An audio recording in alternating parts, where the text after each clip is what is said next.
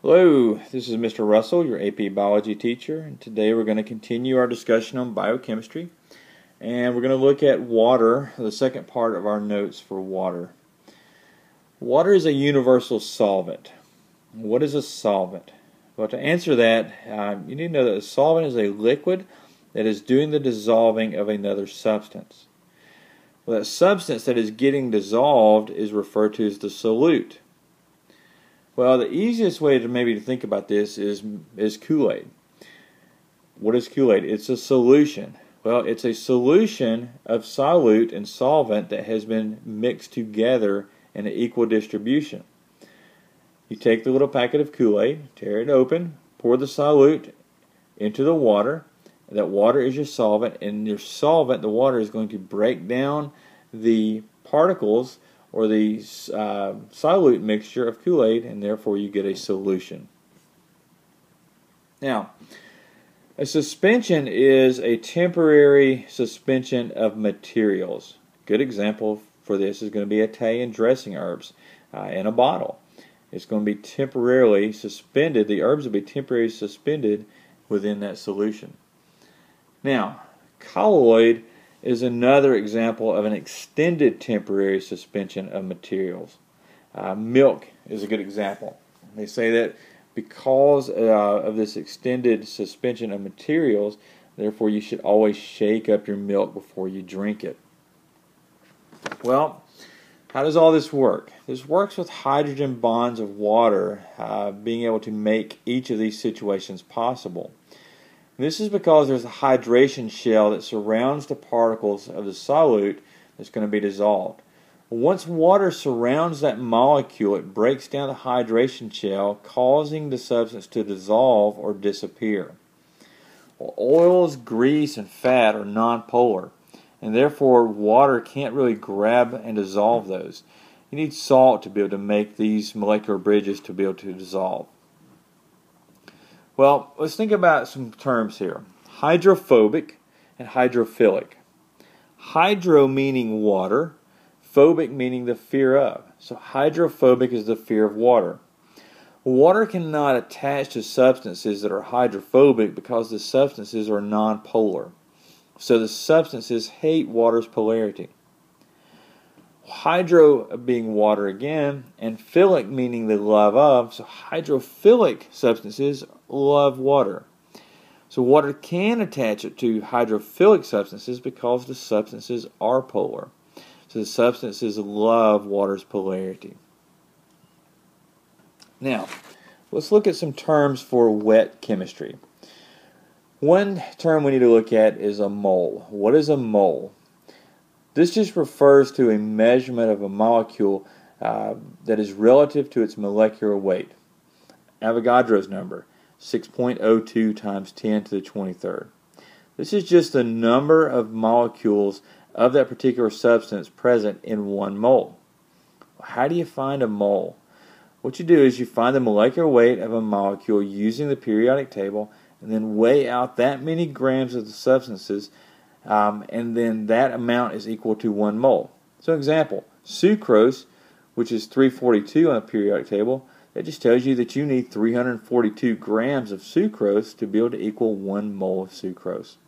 So go back, when you're looking at your notes that I've created for you, I want you to circle the term mole. I also want you to go back and underline hydrophobic, hydrophilic, and I want you to put a big star up there by your different solvents, your terms: solvent, solute, solution, suspension, colloid, and hydration shell. Okay, now, so if we look at this, if we look at molarity, what is molarity? It's just a term for telling how many moles of a substance are dissolved in a solution, typically water. When things dissolve, they dissociate. This just refers to water breaking apart into hydrogen or protons and hydroxide or oxygen and hydrogen, OH. So you got pH and you got POH. Now, if we look at dissociation, think about acids. Acids are substances that give away hydrogen, measured on a pH scale. The scale goes from 0 to 14, 7 being neutral. And on the scale, anything less than a 7 is considered to be an acid. Anything greater than 7 is a base. Now, bases are substances that give off hydroxide, or the OH ion. So on the pOH scale, anything less than 7 is considered to be a base, and anything greater than 7 is considered to be an acid. These scales are inverse to one another. One common ground here is that you can see here that pure water, 7, is neutral on both scales. Now,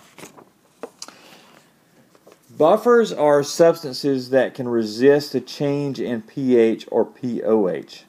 It can take on or give off hydrogen or hydroxide to maintain the pH or pOH concentration in the substance. A good example of this is in human blood. The buffer is bicarbonate, which is HCO3 negative. Bicarbonate helps keep blood at a pH of about 7.4 ideally. It's needed because of the food, drink, air, or other substances that we put in our body. Blood pH that is below 7.2 creates a condition that is called acidosis, which can be very deadly.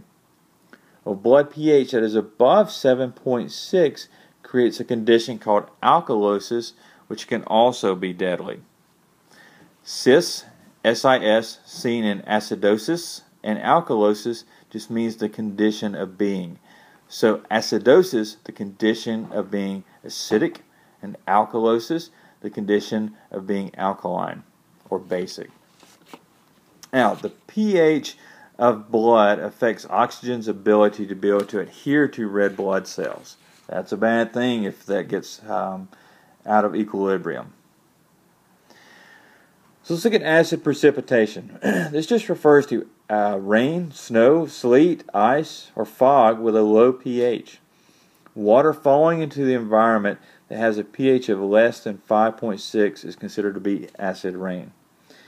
Acid rain is mainly because of sulfur oxide and nitrous oxide that's in the air that combines with water that's either naturally on Earth, or as water condenses in the clouds and precipitates, it picks it up as it falls back to the ground.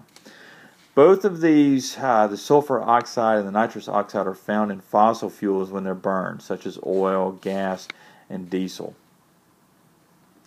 When we think about how does acid rain or acid precipitation affect plants, leaching is the term that we need to look at here. And leaching is just, it refers to the rain pushing nutrients away from the plant's roots to deeper areas in the soil. The process causes the plant to basically starve, and the rain burns the plant's leaves. Now, if we look back here and we think about industry, some of the lowest pH was about 3.2, which was found in Ohio and West Virginia and Pennsylvania back in the 1970s. And this acid rain and this acid precipitation, because of the industry that was there, brought about massive regulation laws for industry. And we'll look at that a little more in the future as well. Okay, this is your completion of your session of Water Part 2 for Biochemistry, and we will continue on next time.